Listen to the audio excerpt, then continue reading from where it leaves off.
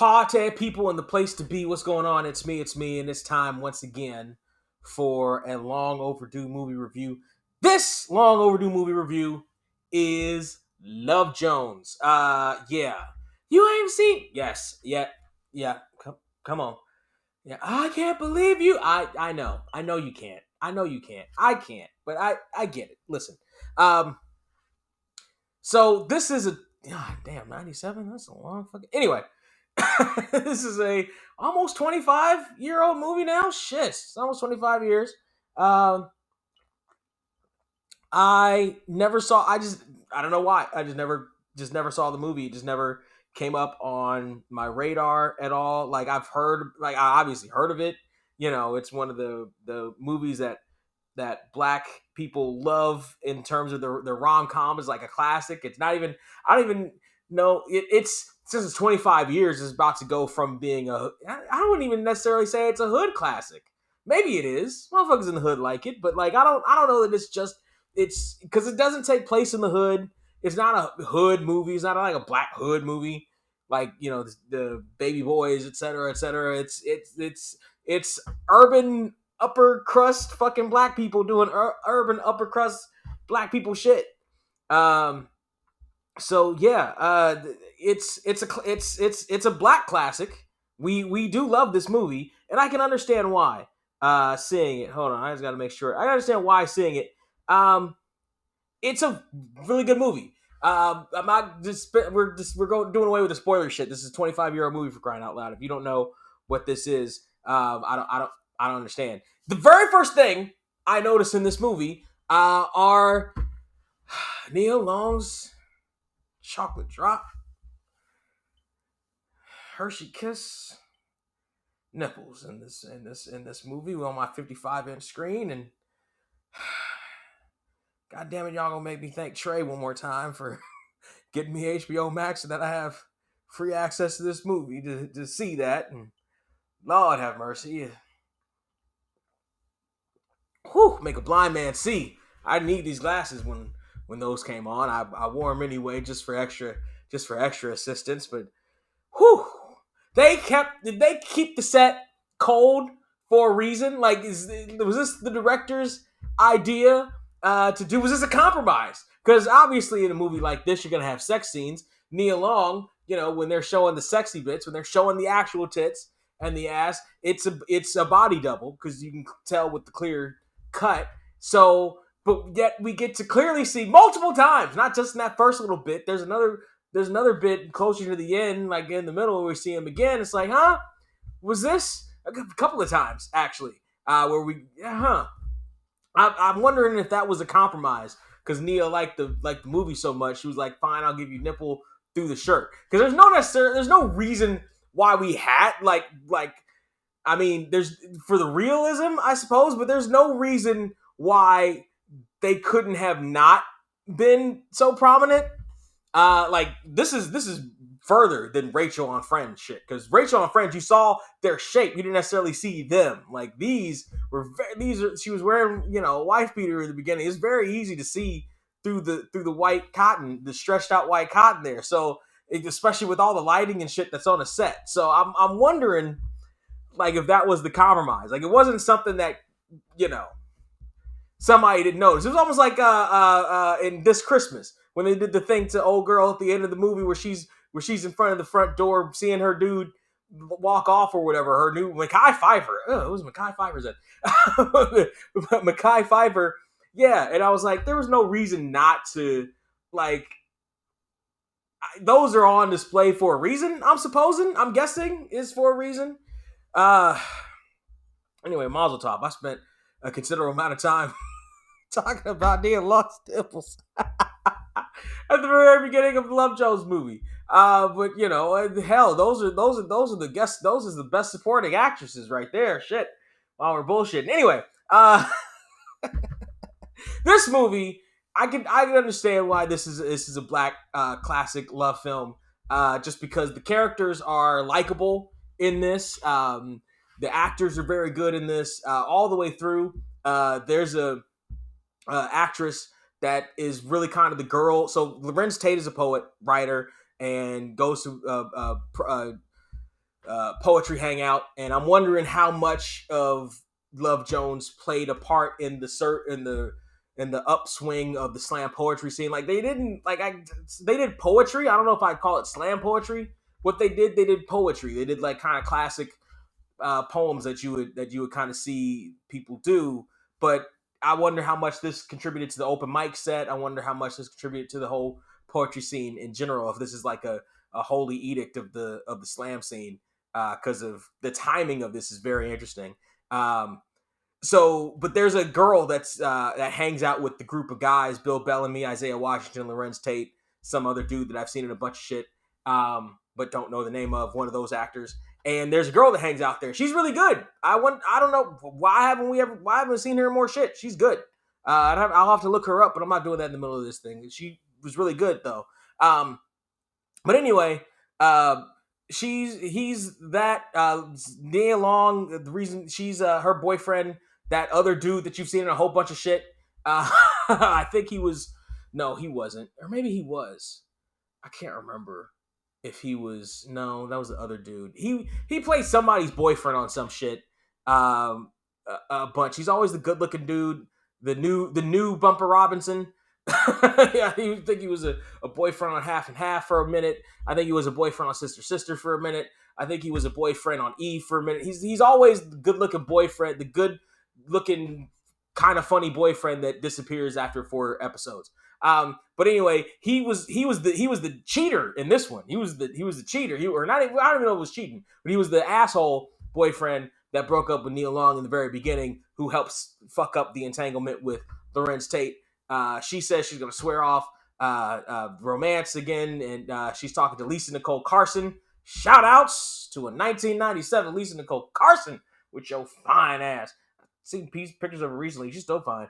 With your fine ass. Take care of yourself, girl. Woo! Woo, miss seeing you. Anyway, Lisa Nicole Carson plays the cynic friend of Nia Long, who's like, good. I'm glad you don't blah blah blah blah blah blah. But she's always thinking about Dick. I don't know if she's supposed to be the Janine Garofalo type character, but the black version of the Janine Garofalo type character. Spoiler alert: this is a chocolate dipped rom com. They have not even necessarily romantic movie. They have all the tropes that are in all these movies. I'm not. And by the way, they don't do them poorly. They just do them. Like, I just know that these are the tropes. They just do them. The breakup at the end, and the somebody coming back, and the other person. They put all the tropes in. It's good, but they're all there.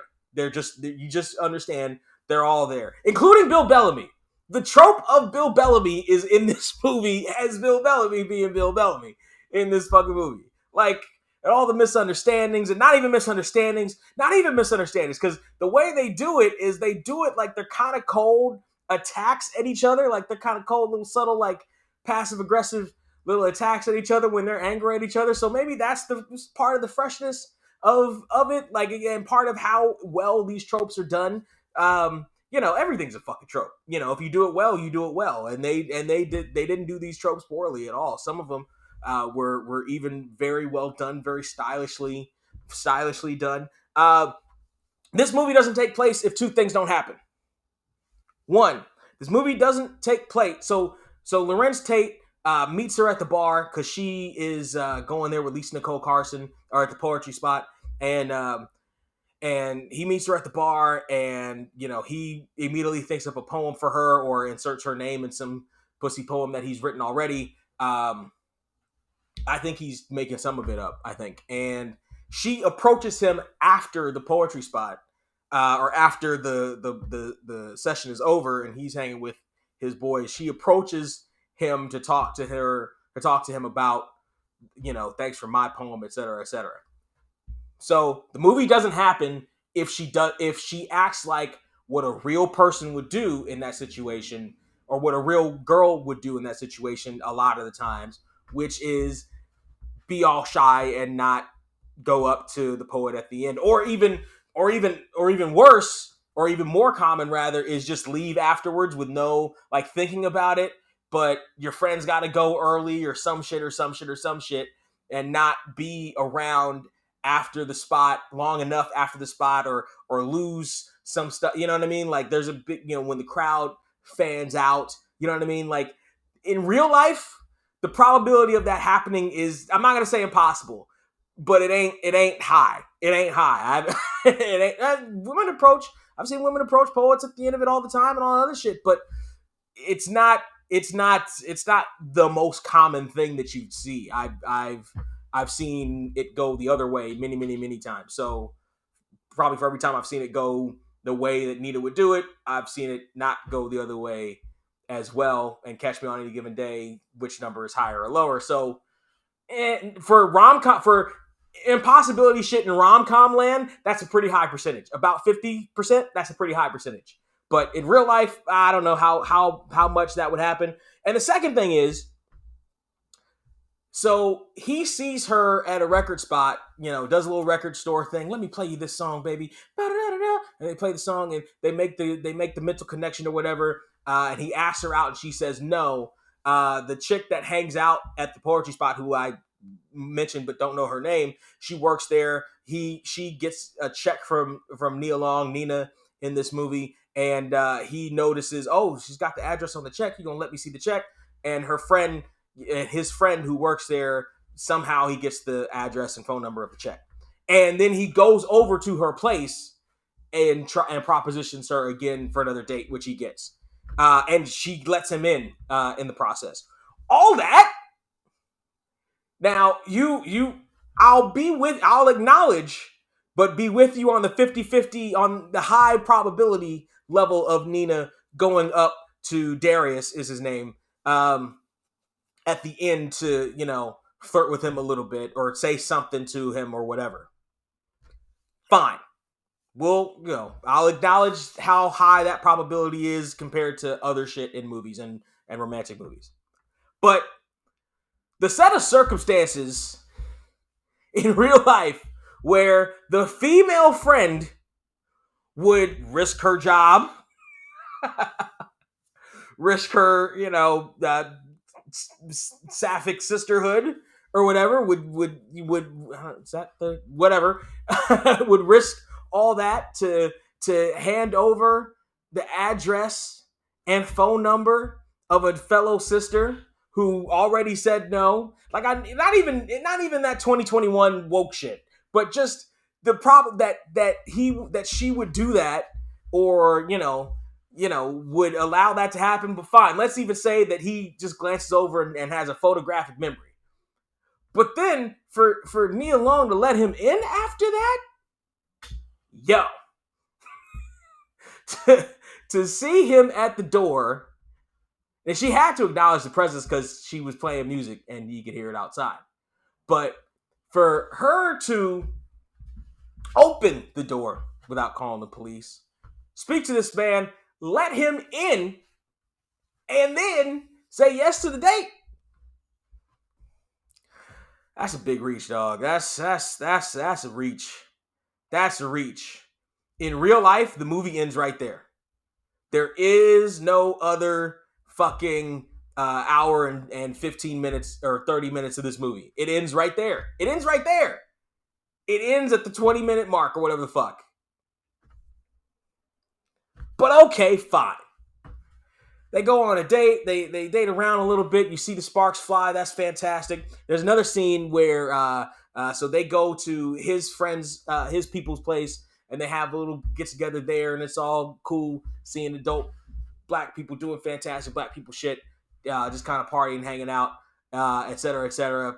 Fine, fantastic. At the end, he then takes her to a reggae joint and does a grand total of 0 dancing. He does no dancing. He does not dance at this club at all. And I'm starting to think, at this point, I'm like, yo, did he just get away with not dancing on a movie and motherfuckers still accept him as this love symbol or sex symbol or cute sexy ass motherfucker or whatever, or at least did in the 90s?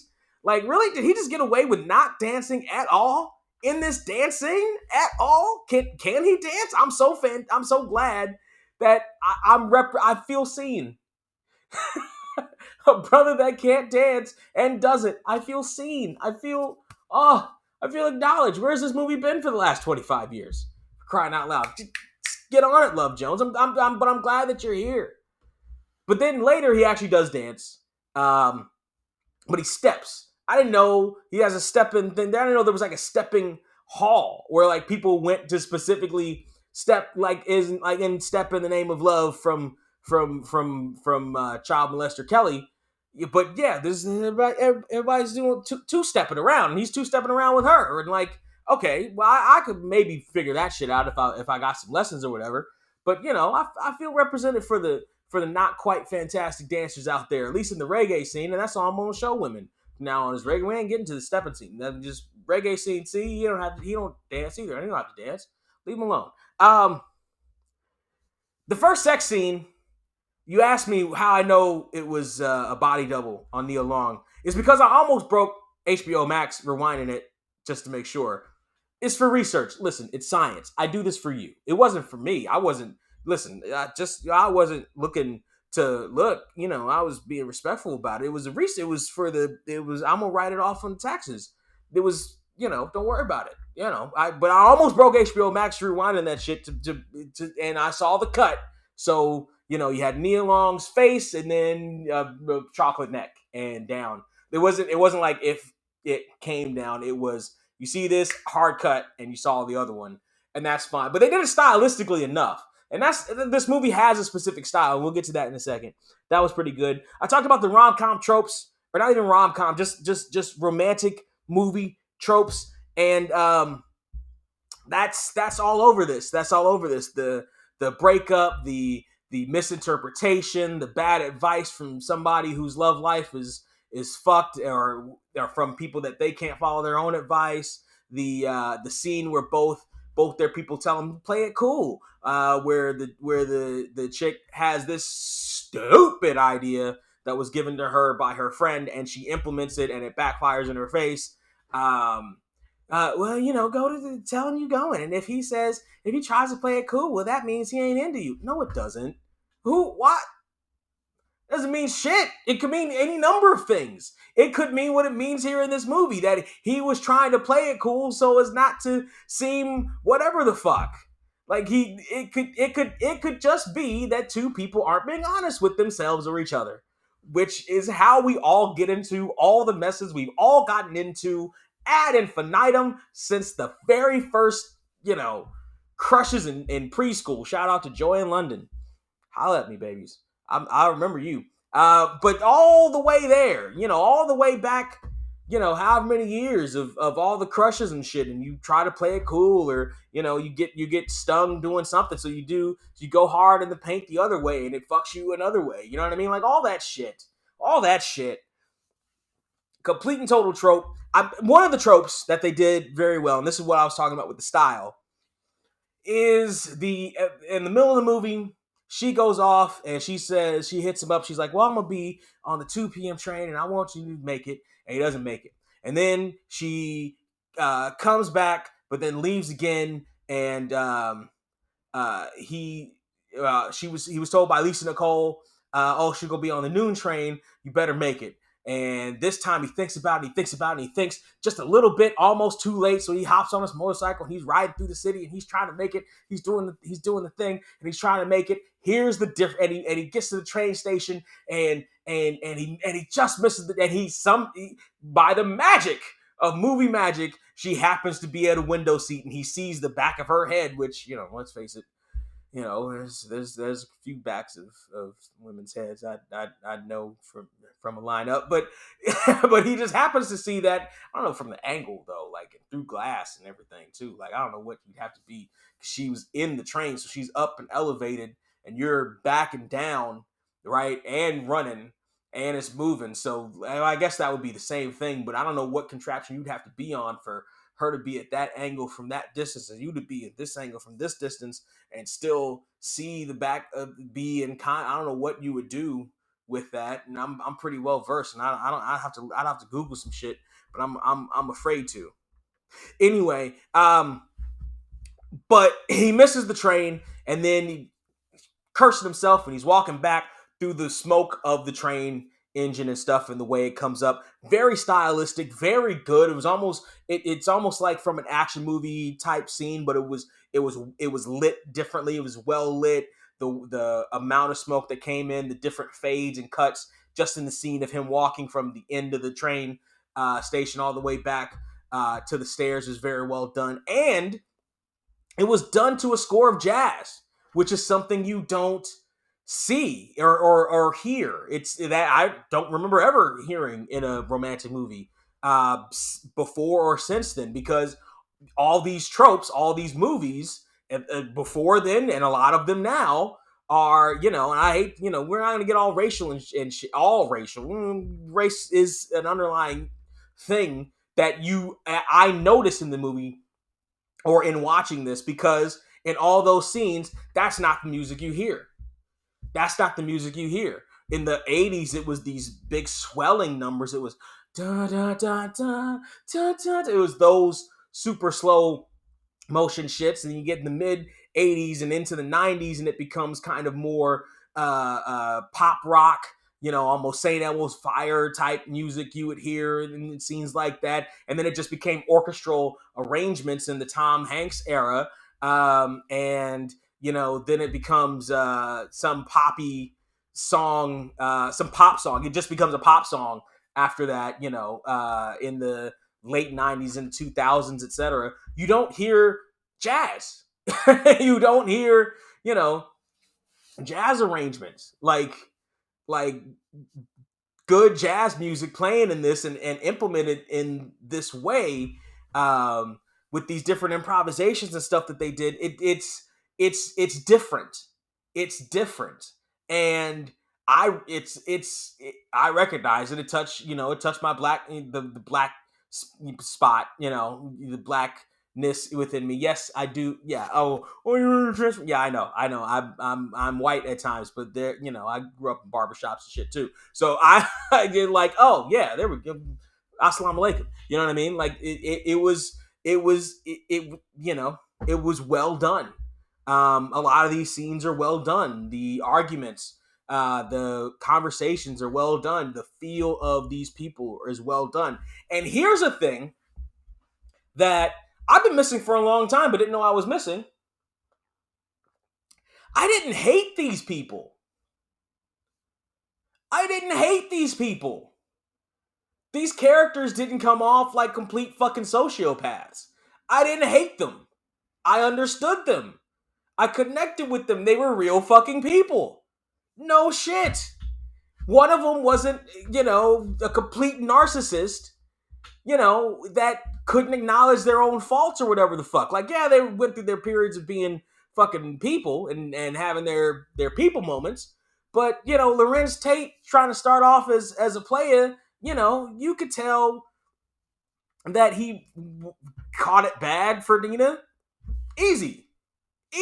You could see it. And it wasn't something over the top or hokey or anything like that. Like, it was done well. It was done very well. This is a very East Coast feeling movie. Even though it's set in Chicago, it's got Spike Lee-like elements. It's got New York-like elements in it, in photography, the way they use the jazz and the music, some of the shots they do. It's very, some not noir elements, but New York elements. They switch a couple of things, though, that is normal in a romantic movie like this. First and foremost, Miss Nia Long, goes after her shit. She's not this wilting violet waiting for Lorenz to, step up and et cetera, right? I don't know about the letting him in after he copies your address down. Like, that's, I don't know about that, but she's the one that,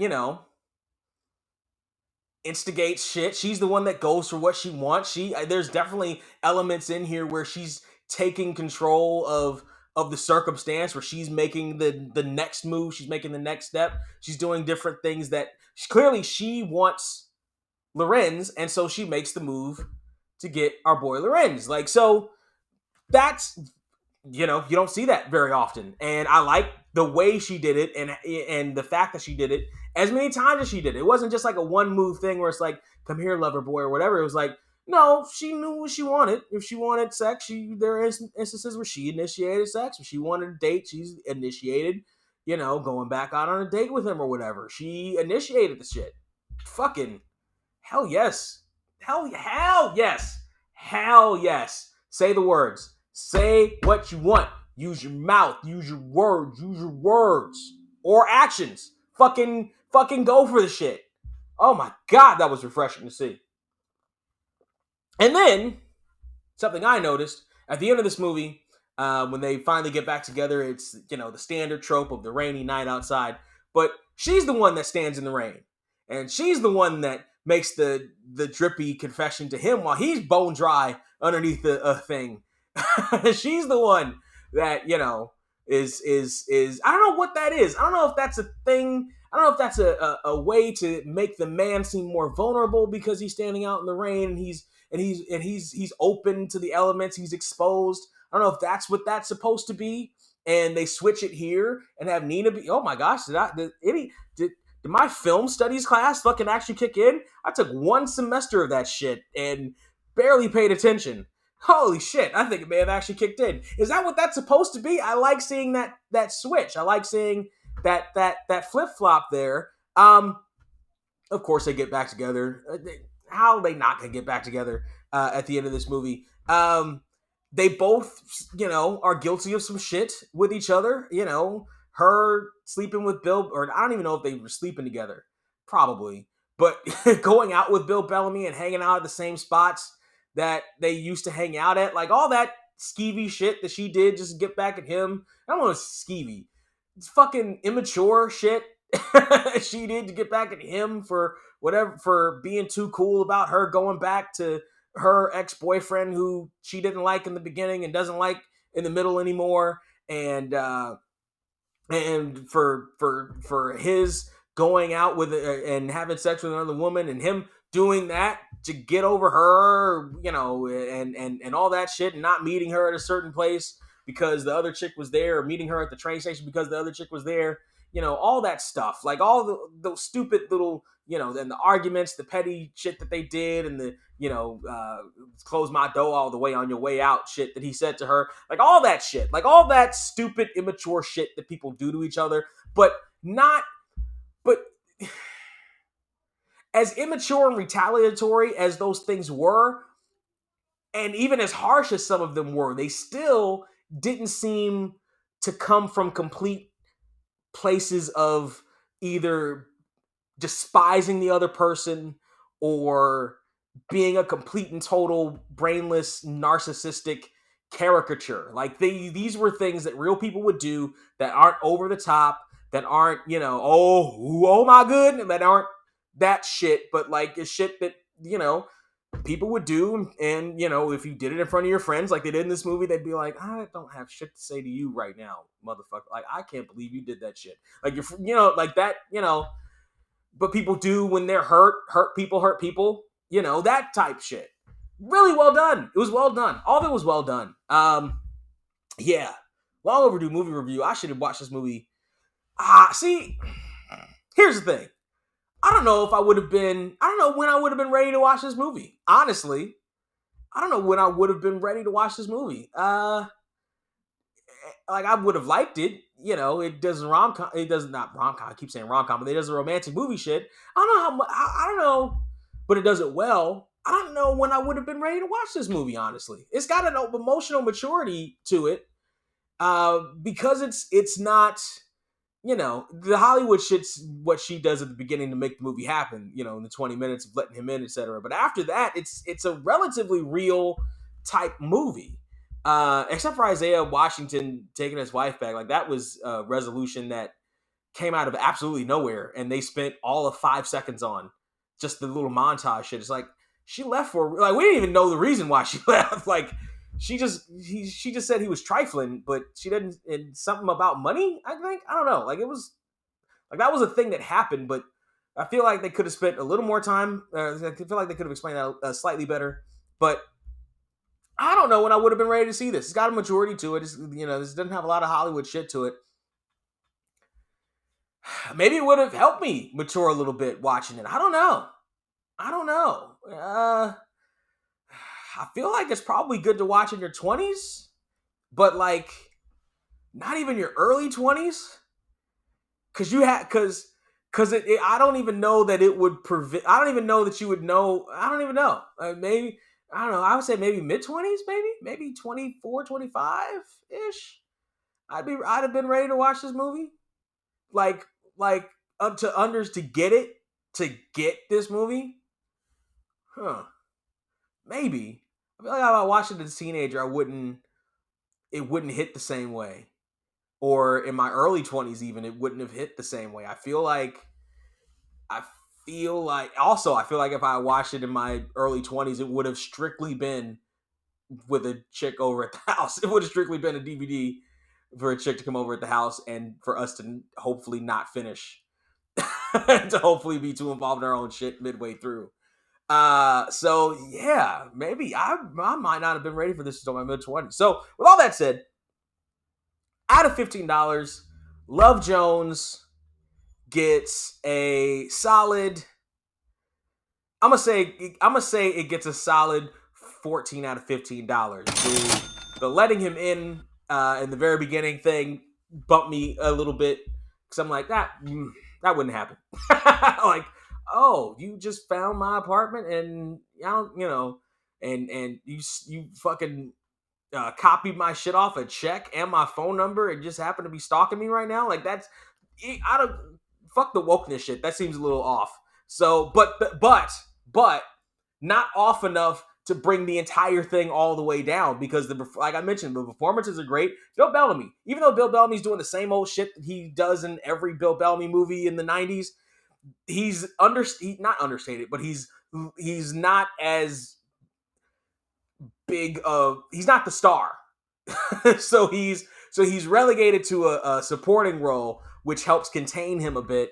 And the maturity of everything else that goes around in this movie, highlights the character. I do hate how they gave him the kind of stupid formulaic ending where he's all sad because he's not in love and he's supposed to be the kind of player and shit. Listen, I hate that shit. You can do better than that. That was another little button that I feel like they tagged at the end because they felt like they had to tag it, and maybe a different resolution would have been better for that, or even not a resolution. Like he just keeps doing what he's doing, maybe. But everybody in the movie is supposed to grow, so I don't know. They could have changed something with the Bill Bellamy thing, I think. But still, everything else is good. The music, like I mentioned, the cinematography at times, the acting again and again. I'm just so refreshed that I didn't hate anybody in this movie. I'm just so refreshed that it's like, oh, none of these people are complete cancers. Like they're people. They're not complete and total cancers. You know what I mean? Like even the boyfriend that she didn't like, he wasn't a complete and total cancer. Like they got into a fight, and when she went off to New York, but even then he wasn't trying to be completely off base with it. He was trying to fix it. He was trying to be like, listen, can we can we whatever. Yeah, he started a fight over something stupid, but he wasn't, and he asked her, he wasn't complete cancer. So I'm not hating this movie. All that stuff brings it all back up as opposed to that $1 off. Party people, I know you've already came at me about the fact that I haven't seen Love Jones until now, but I have, and I loved it. I get it. I get the Love Jones love. Tell me if you would consider it a hood classic, or just a black classic, or just a classic at this point. It's almost 25 years. Down there in the comment section, like, share, subscribe. Do me a favor. How Do We Even Get Here podcast comes out every Thursday. It comes out on YouTube, tinyurl.com/getheretube, or you can listen to it on all major streaming platforms, Spotify, Stitcher, Apple Podcasts, all that shit. Just look up the How Do We Even Get Here podcast. Look up How Do We Even Get Here, and you'll find me and my homeboy Trey. Like this video, share this video. Your favorite YouTuber is right here. Here's the problem with that. You can't have me all to yourself. I'm Polly, including on YouTube. Fucking share me. I gotta get out. Share me. Share this video, please. Laugh. Send it on Black Twitter and have him laugh at the dude that has never seen Love Jones until today. How dare I? I can't wait for Black Twitter to come after my ass. Click and clack on your click and clack machines. Share this shit around. And until next time, party people, cheers.